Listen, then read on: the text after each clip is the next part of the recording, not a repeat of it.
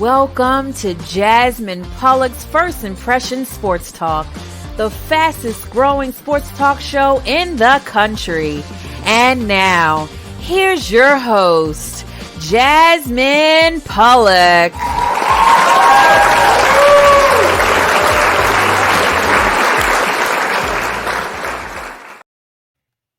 Hi, everybody. Welcome to another episode of Jasmine Pollock's First Impression Sports. I'm not Jasmine Pollock. Jasmine's on special assignment today. I'm executive producer Leon Thomas filling in for Jasmine.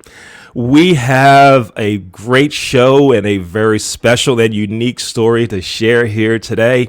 We're going to bring in our guest, coaches Richard Westerlin and Sean Westerlin. Richard, Sean, how you doing? Doing well, Mr. Leon. I appreciate you for having us on. Yep, doing great. Couldn't be more excited to be here. Great. It's great to have you both here. Sean, you're the head basketball coach at Bryn Athyn College near Philadelphia.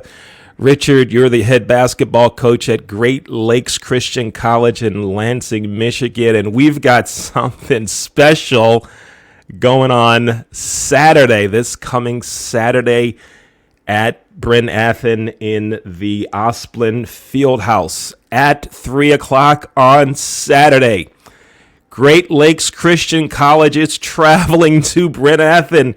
Twin brothers, in what is to believe the first time in college basketball that two twin brothers are coaching against each other. Wow, that's gotta be something. Sean, how you feeling about that?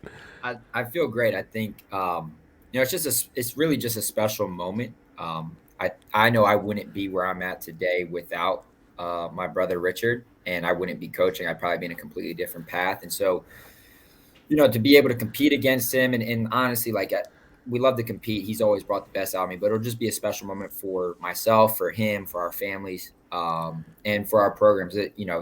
His team is going to be the best team we play all year. So it's really going to stretch us as we try and make a playoff push. Richard, what are your thoughts about it? Going against your brother in his place. What do you think? Yeah, we're excited. This was something that, I've been asking Sean for a while now since he got the job at Bryn Athyn. We tried to make something happen last year, but with COVID shortened season, it couldn't come together. And so for this to all come together and then to have it happen on our mom's birthday weekend just makes it a little bit more special. We spent a lot of time traveling from Lancaster Bible College to Hartford Christian in that car and talking about our journeys and what we wanted. And so to have the opportunity to coach against him and his program it means a lot to me, just because he's helped me so much in my journey. And so it's going to be a lot of fun. I think that for my guys in particular, Sean has a great relationship with many of them because he's been with us on many of our national tournament runs. He's coached on the sideline with us, so he knows a lot of our guys really, really well. And so I haven't had the opportunity to get to know his guys just as well because of COVID. But it's going to be a fun day all the way around with all the family and friends that are coming up to support us and cheer for both of our teams. Yeah, this is going to be an exciting day. I will be at the game. I'm looking forward to being there. My wife and I are going to make the trip up to Philly. Now let's go back. Let's go back to your youth, your childhood. You grew up in Howard County, Maryland, attended Arlington Baptist School. And when you guys were growing up, were you competitive, like in your younger years and early teenage years? Were you competitive against each other? Richard, tell us about that, and Sean, will come to you next on that one. Yeah, we got banned. My mom banned us from playing one-on-one in the backyard. 'Cause one of us would always foul somebody. Well, we'd assume somebody fouled us a little harder than we should have. And I remember one time I fouled Sean on a drive, and I guess he thought it was a little bit too much. Next time I drove, my head hits the pole of the goal because I get two hands shoved in the back. And so then it ended up in a fist fight. And so my mom was just like, you guys are done playing one-on-one. You guys you can just do shooting drills. out back. And so we've always been super competitive. Our mom has always wanted us on the same team working together because of how dynamic we are together. And so she never enjoyed watching us having to play against each other, which didn't happen often growing up. But, like I said, many times we would get very hyper competitive in whatever it was, a board game, indoor basketball, just backyard basketball, whatever it was. We were always trying to beat one another. Yeah. Sean, you guys used to beat each other up and you were banned from playing one-on-one? What's up with that? Now, who was the hardest hitter? And go ahead and tell us your recollections of that, Sean. No, I know which moment he's talking about, and I don't remember pushing him into the pole. I thought I pushed him into the fence. But no, I think the big thing for Rich and I, since we were young, like being an identical twin is a very unique situation. Like the bond, it's the only people that understand are identical twins and mothers that have identical twins. And it's super special. It's super connected. And it's not that I wanted to be better than Rich. Like obviously I was super competitive, but he always brought the best out of me. And it wasn't just in athletics. It was anything. And because of that dynamic with Rich, like competitiveness is one of our core values in our program. And, understanding that like, you need to like working hard and competing are two different things. And, you can work hard and not compete, but you can't compete and not work hard. And so Rich always brought the best out of me in those moments. And yeah, it's easy to see like sports and it's funny. Like Rich said, my mom never wanted to see us go against each other. She never wanted to see us pitted against each other. Because a lot of times as identical twins, people can compare you. And, Rich always says comparison is a thief of joy. Rich and I are very similar people, but we're very different. We have our strengths and we balance each other. And I know that he would say that I get the best out of him and he gets the best out of me. And that's what makes our relationship so special and so great. Wow. This is great to hear some of the backdrop on things that took place when you were growing up. I'm Leon Thomas here as the fill-in host for Jasmine Pollock on Jasmine Pollock First Impression Sports Talk. We're talking to Coach Richard Westerlin, the head basketball coach at Great Lakes Christian College, and his brother Sean Westerlin, the head basketball coach at Bryn Athyn College. They play against each other this Saturday at 3 o'clock in the Osplin Fieldhouse on the campus of Bryn Athyn College. Coaches, let's talk about this. Let's talk about when you were both students at Lancaster Bible College. You were also coaching at Hartford Christian School. And I think you were 18, 19 years old. And tell us about that coaching and the conversations. Richard, you alluded to it some.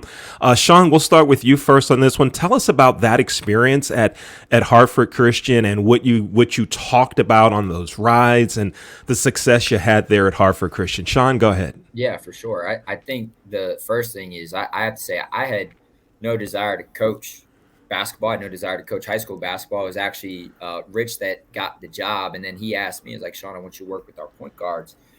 And I said, absolutely not. He's like, just give me a day. I said, okay, I'll give you a day. And that day turned into 6 years at Hartford Christian. And we played multiple sports at Lancaster Bible. So we were playing soccer and baseball and coaching basketball. So we had our time was filled. But that hour-long drive to Hartford Christian every single day really brought our relationship so much closer than it already was. And it put things in perspective. We focused on the process. And when we inherited Hartford Christian, they weren't it was a rebuild. It was a rebuild. And we doubled our win total in the first 3 years. And we did some amazing things there. And to be able to turn a school that was so dominated by soccer into a basketball powerhouse within our conference, within Division II Christian school states, for Maryland. And eventually, when Rich moved on to college and I stayed as the head coach, moving up a Division I, it was so powerful. And, I think I'm so grateful for Rich that he forced me outside of my comfort zone and he saw something in me that I did not see. And because of his push, I get to live my dream and I was able to find my why. And I think when you have a why, right, like that drives every single decision. And, it's funny because like now I'm starting to look at like the why behind the why. Like why do I have this why? And it makes sense. And Rich had it figured out before me. But all the people that came into my life, all the coaches, mentors like yourself, Mr. Leon, like Mr. Tex, like Coach Beers, like Coach Gibson, like those are the dudes that really poured into my life and allowed me to be me. And now I get that same opportunity every day, whether it was at Hartford Christian, whether it was at Hood College, and now at Bryn Athyn College. So, I was so grateful for those times, and I credit Rich for really pushing me into that. That is great to hear that the perspective in it, and also that your brother, that Richard, you pushed him. So Sean just told us that, Richard, you got the head job at Hartford Christian, and you said, I want you to work with my guards. He said no. You said, give me one day, and I guess we're still on that day because Richard, you brought Sean in to have him coaching and look at what he's doing now. And Richard, as the head coach there at Hartford Christian, Sean has talked some about the success, but you guys won a state championship there. Richard, tell us about some of the successes you had there, and how you and Sean worked together. And then after that, we'll take a quick break. Go ahead, Richard. Yeah, I mean, I think for Sean, one of my favorite quotes is failure cannot cope with persistence. And so Sean was telling me no, and I just said, I kept asking. He finally said yes. And it worked out really well because I knew just the value Sean brings. Sean's a great teacher, and he does such a great job at skill development and breaking things down. It's really his strength. I think it's just being able to really teach and break down the micro skills of the game, and so having him working with our players at Hartford was just invaluable. He took our point guard, John Wilson, under his wing, Ryan Redmond, and all of our guards, and just really poured into them. And you saw, our system really blossom because of Sean's skill work with them. I think the first year was a challenge as a 19-year-old head coach. I had, players that were 18, and for the parents, they saw a young coach that that it made it a challenge. You remember the many talks I had with you late at night about just the difficult relationships I had to navigate with those parents. But, I'm so thankful for an administrator in Brian Wilson that allowed me as a 19-year-old to make so many mistakes that he knew I was wrong. But he allowed me to grow into those mistakes. And because of that, I believe that's why we were successful, is because Mr. Wilson allowed me to grow, and he put his faith in me, and he didn't have me looking over my shoulder thinking, I'm wrong. He really, and so I'm so thankful for Mr. Wilson. I was able to go see him in December when I was back home for Christmas, and just so thankful for his investment in my life. And so, that first year we went 6-22. As a 19-year-old coach, I thought I knew everything. And then I realized I knew nothing, and then year two, we go 12-11. That's when year two is when we became a pressing school. And it was in between that year that I fell in love with Havoc and Shaka Smart and his time at VCU. And so I just said, we're going to press. And I found Vance Wahlberg's 2-2-1. And it just clicked for our guys. They bought into it. And then by year three, it was just a well-oiled machine, and we were really fortunate that these guys they bought into our defensive game plan. We were definitely more of a defensive team than we were offensive. We held teams to 42 points a game, forced over 30 turnovers a game, and our press was just really strong. And so we called it Hartford Havoc. Was the brand that we had at Hartford. And so obviously that year, that last year there, which was 2012, 2013, we went 24-6.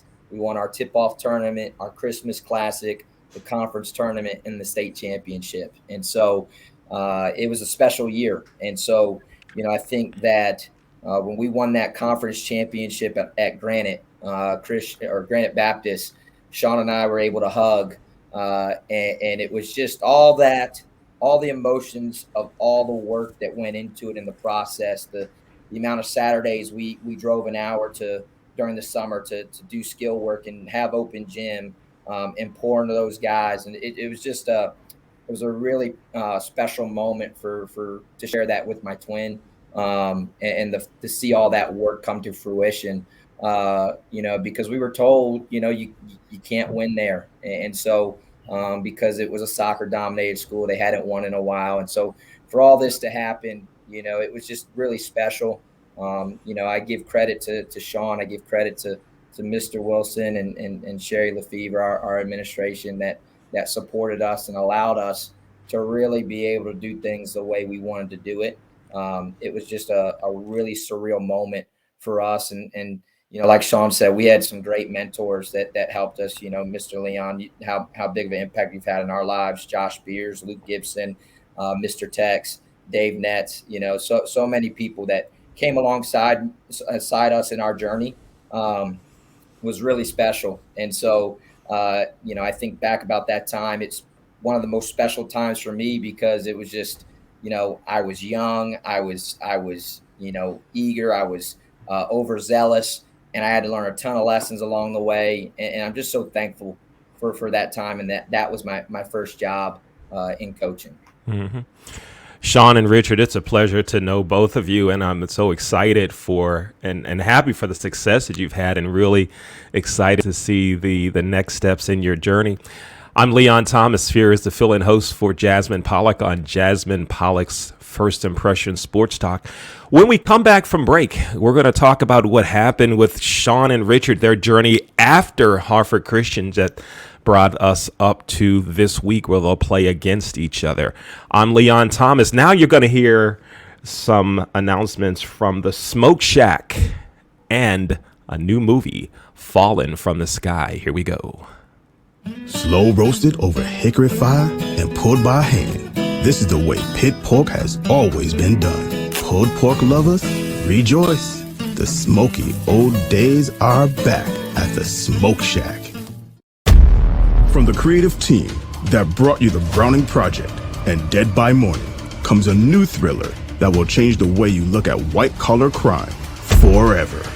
Falling from the Sky.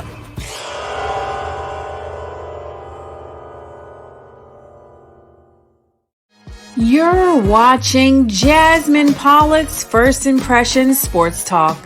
Be sure to join Jasmine every week for great conversation on the NBA, NFL, and a wide variety of sports topics. To see past episodes of First Impression Sports Talk, go to YouTube and search First Impressions Sports Talk. You can connect with Jasmine on LinkedIn by searching Jasmine Pollock. And now, back to more First Impressions Sports Talk. Welcome back. I'm Leon Thomas filling in for Jasmine Pollock. We're talking to two basketball coaches. We're talking to Sean Westerland, the head coach at Bryn Athyn College, and his twin, Richard Westerland, the head coach at Great Lakes Christian College. Gentlemen, you both were head coach. You worked together at Hartford Christian, and Richard, you left and went on to Crossroads College in, I can't even remember, where is that? Where is Crossroads College, Richard? It was in Rochester, Minnesota. Rochester, Minnesota. You went there. And so first, Richard, tell us about your journey, your stops after Hartford Christian. Quickly go through where you went, as quickly the success you had. And then Sean, we'll talk to you about your head coaching at Hartford Christian and what you've done after that brought you both to where you are now. Rich, go ahead. Yeah, so my first stop after Hartford was Crossroads College. It was a small Christian college in Rochester, Minnesota. It was a rebuild. I think that's always been, my passion is to rebuild programs. And so I went there, and I was very fortunate to have a really good player in Andy Carson that he made my first year as a college head coach a lot easier because he averaged 30 and 15. When you have a player that good, it makes things a heck of a lot easier. And so started off the season a little rough, ended up, I think, starting 0-18, but, we won 11 of our last 12 games, ended up winning the national championship for our level, finishing the season 11-19. And then by the time I was there for 3 years. So when we finished, we had the, I think, second or third best year in program history there, finished 16-15, ranks sixth in the country, and was the regular season champs of our conference my final year there. From there, I went to Wright State Lake in Ohio, where I took on another rebuild. First year there was tough to get some traction. We went 5-20, and then that second year, we were able to have a really good class come in of freshmen, and we won 13 games, which was the most in the last 15 years. There, I went to this school's first national tournament in that program's history. We finished sixth at that national tournament, and then really fortunate to have the opportunity to be here at Great Lakes. God really opened up the doors to allow me to become the full-time athletic director and coach here. First year here at Great Lakes, we had the best year in school history, going 21-12. Finished as a national runner-up, lost on a last-second shot in overtime to our rival, Grace Christian. And then the following year went 19-11, finished we were number one in the country for the majority of the year before our tournament was canceled due to COVID. Last year, goes 16-14. Because of our state's COVID restrictions, we were on the road from November 12th through February 5th. So we played 26 straight road games, which was a real tough challenge, 40 nights in hotels. Felt like an NBA schedule. And I was really proud of the way my group tackled that challenge. We finished our season 14-3 after starting 2-12 or something like that. And so having the opportunity to coach those guys and see them overcome all the adversity was really special. And then this year, right now, we are 20-4, number one in the country. And we've had a really special year so far, and hoping we can continue that and finish the year strong. So really fortunate to be here at Great Lakes. All right. Athletic director and head basketball coach. And this year you are 20-4. Wow, this is great. Now, Sean, when Richard left Hartford Christian, you became the head coach. Talk to us about how the program did, the success you had there, and then your stops along the way that led you to Bryn Athyn. Yeah, for sure. So when Rich got the job at Crossroads College, I really had the choice of either going with him and having a spot on his staff and just keep the band together, or potentially, try and build my own thing at Hartford Christian. And the competitor in me wanted to build Hartford Christian and keep building on top of it. Not to say to like outdo Rich, but to put my own stamp on things. And I was blessed to be able to be at Hartford Christian for 3 years. And we did some amazing things. We continued to win conference championships. We won 3 more while I was the head coach. We went up a division in states, and we made 2 Final Fours. We were the state runner-up with the youngest team in state history. We were starting 4 sophomores and a junior when we lost in states my final year. And then also in that final year, we won our first national championship. And so we did some amazing things, and the talent was there. We were young, but I always felt the draw to the college level. And I was applying for jobs, and Hood College came available. And honestly, I wasn't going to apply for Hood. And it's funny because here Rich was again pushing me, saying, "Hey, you should apply for the Hood job and just see." Because the thing is, what a lot of people don't know about my journey with Hartford Christian was I was commuting 350 miles a day to coach at Hartford Christian when I was the head coach, because I was commuting 100 miles there and back to Frederick. And then I go from Frederick to Hartford, which was an additional 150-mile round trip. So and then I had to drop off my guys after practice when their parents couldn't come pick them up. So it was a lot of driving, a lot of sacrifice.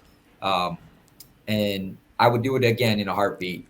But to be able to have a job at Hood College, which was in Frederick, Maryland, which is where my day job was, it just made the most sense.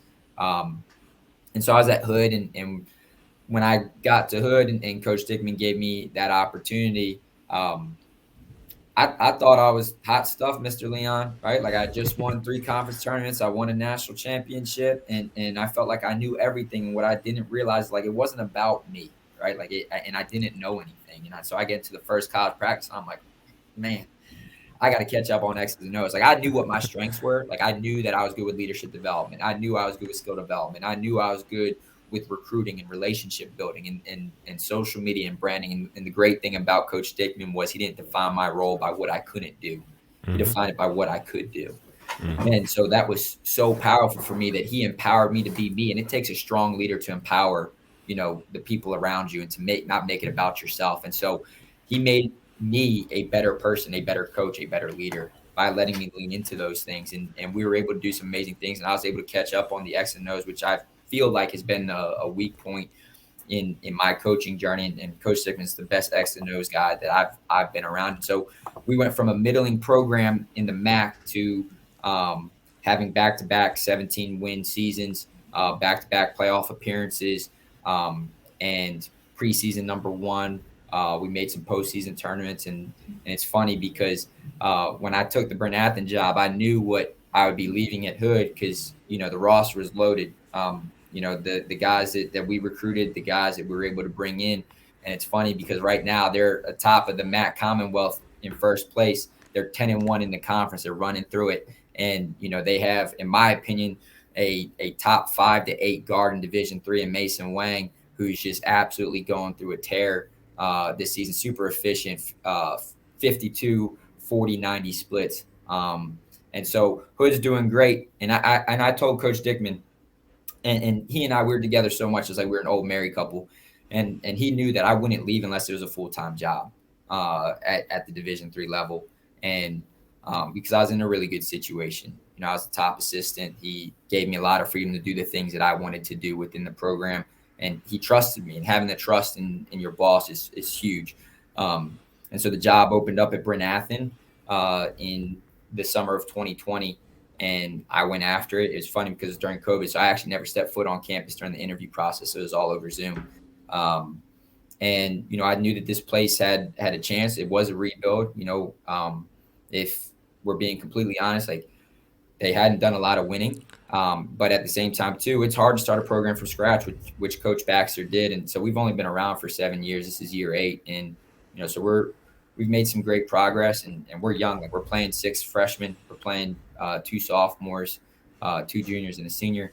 And, so this year's been great. We're playing competitive basketball. We're doing some amazing things.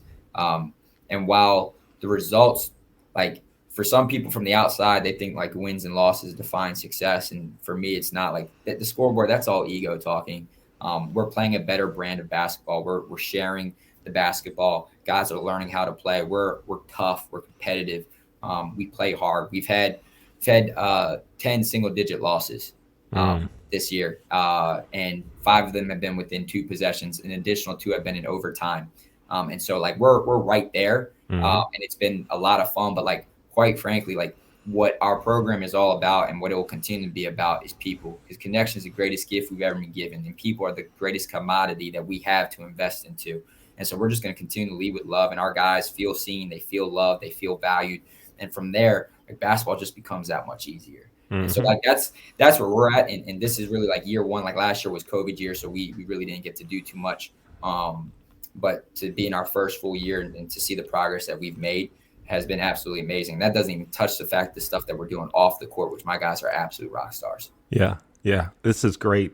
Great to hear the success that both of you are having, but also that you both mentioned the successes that you have in the way that you're doing things with your teams, and the gratitude that you're showing to others, and the appreciation that you have. And I'm sure that the men that you're coaching, that you're leading, are learning from that. So that's also something huge, something big that everyone I'm sure is noticing and appreciating. So you talked to us about your competitiveness, your background, and how you helped each other. You pulled each other, you drove each other to success. And now on Saturday, you're going against each other.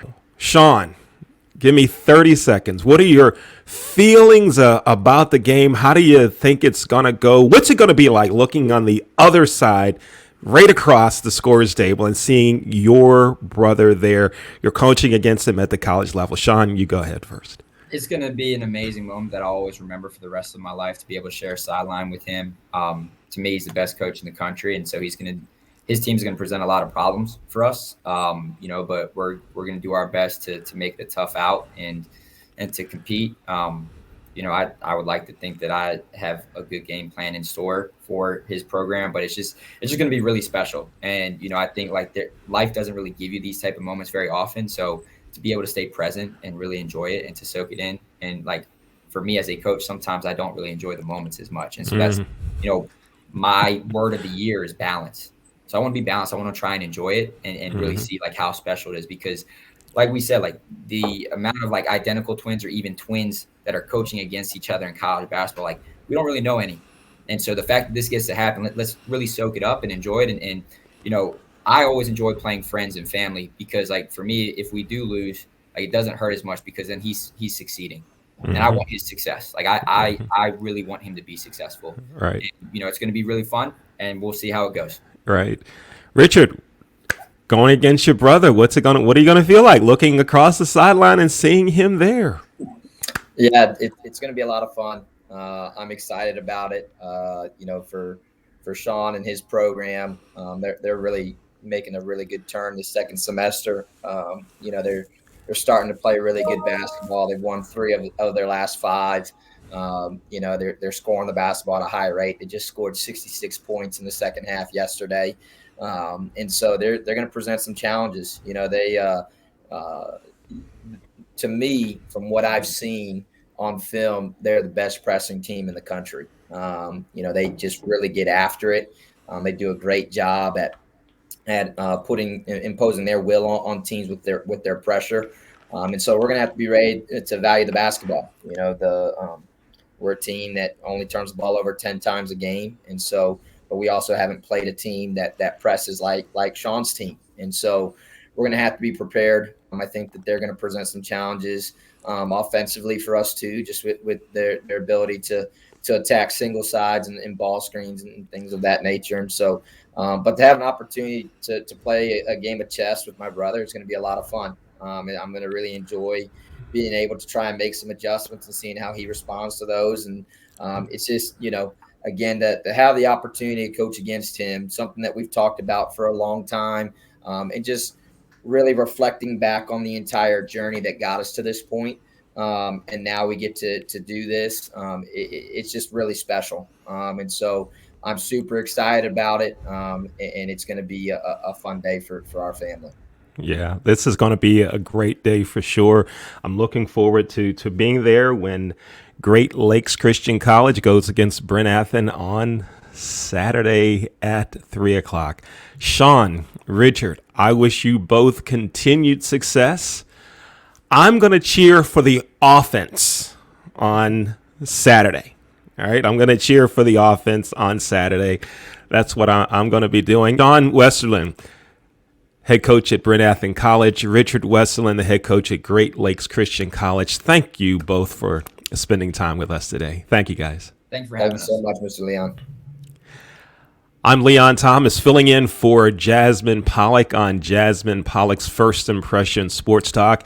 You can see Jasmine's First Impression Sports Talk every Monday at 9:00 on YouTube. I'm Leon Thomas. Thanks for watching the show, Jasmine's First Impression Sports Talk. We'll see you next time. Take care.